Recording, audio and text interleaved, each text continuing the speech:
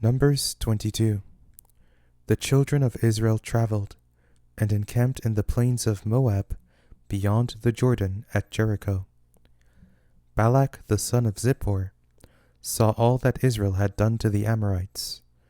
Moab was very afraid of the people, because they were many. Moab was distressed because of the children of Israel. Moab said to the elders of Midian, "Now this multitude will lick up all that is around us, as the ox licks up the grass of the field." Balak the son of Zippor was king of Moab at that time.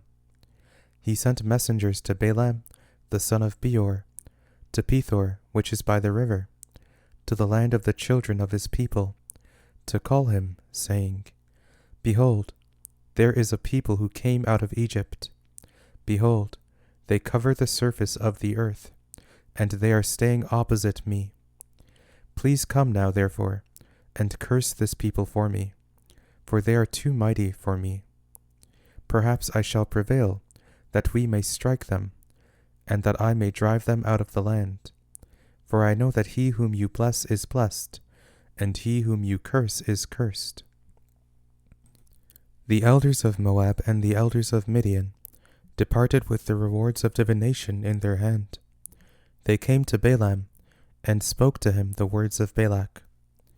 He said to them, "Lodge here this night, and I will bring you word again, as Yahweh shall speak to me." The princes of Moab stayed with Balaam. God came to Balaam and said, "Who are these men with you?" Balaam said to God, "Balak the son of Zippor, king of Moab, has said to me, Behold, the people that has come out of Egypt covers the surface of the earth. Now, come curse them for me. Perhaps I shall be able to fight against them, and shall drive them out." God said to Balaam, "You shall not go with them. You shall not curse the people, for they are blessed." Balaam rose up in the morning, and said to the princes of Balak, "Go to your land, for Yahweh refuses to permit me to go with you." The princes of Moab rose up, and they went to Balak, and said, "Balaam refuses to come with us." Balak again sent princes, more and more honorable than they. They came to Balaam, and said to him, "Balak the son of Zippor says, Please let nothing hinder you from coming to me, for I will promote you to very great honor, and whatever you say to me, I will do. Please come therefore, and curse this people for me." Balaam answered the servants of Balak, "If Balak would give me his house full of silver and gold, I can't go beyond the word of Yahweh my God, to do less or more. Now therefore please stay here tonight as well, that I may know what else Yahweh will speak to me." God came to Balaam at night, and said to him, "If the men have come to call you, rise up, go with them. But only the word which I speak to you, that you shall do." Balaam rose up in the morning, and saddled his donkey, and went with the princes of Moab. God's anger burned because he went, and Yahweh's angel placed himself in the way as an adversary against him.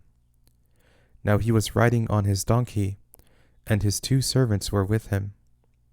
The donkey saw Yahweh's angel standing in the way, with his sword drawn in his hand, and the donkey turned out of the path, and went into the field. Balaam struck the donkey, to turn her into the path. Then Yahweh's angel stood in a narrow path between the vineyards, a wall being on this side, and a wall on that side. The donkey saw Yahweh's angel, and she thrust herself to the wall, and crushed Balaam's foot against the wall. He struck her again. Yahweh's angel went further, and stood in a narrow place, where there was no way to turn either to the right hand or to the left. The donkey saw Yahweh's angel, and she lay down under Balaam. Balaam's anger burned, and he struck the donkey with his staff. Yahweh opened the mouth of the donkey, and she said to Balaam, "What have I done to you, that you have struck me these 3 times?" Balaam said to the donkey, "Because you have mocked me, I wish there were a sword in my hand, for now I would have killed you." The donkey said to Balaam, "Am I not your donkey, on which you have ridden all your life long until today? Was I ever in the habit of doing so to you?" He said, "No." Then Yahweh opened the eyes of Balaam, and he saw Yahweh's angel standing in the way, with his sword drawn in his hand, and he bowed his head and fell on his face. Yahweh's angel said to him, "Why have you struck your donkey these 3 times? Behold, I have come out as an adversary, because your way is perverse before me. The donkey saw me, and turned away before me these 3 times. Unless she had turned away from me, surely now I would have killed you and saved her alive." Balaam said to Yahweh's angel, "I have sinned, for I didn't know that you stood in the way against me. Now therefore, if it displeases you, I will go back again." Yahweh's angel said to Balaam, "Go with the men, but you shall only speak the word that I shall speak to you." So Balaam went with the princes of Balak. When Balak heard that Balaam had come, he went out to meet him to the city of Moab, which is on the border of the Arnon, which is in the utmost part of the border. Balak said to Balaam, "Didn't I earnestly send for you to summon you? Why didn't you come to me? Am I not able indeed to promote you to honor?"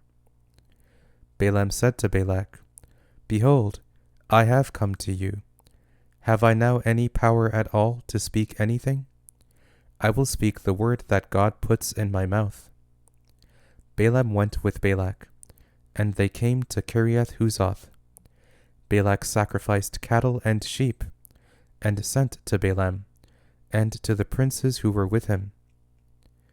In the morning, Balak took Balaam, and brought him up into the high places of Baal, and he saw from there part of the people.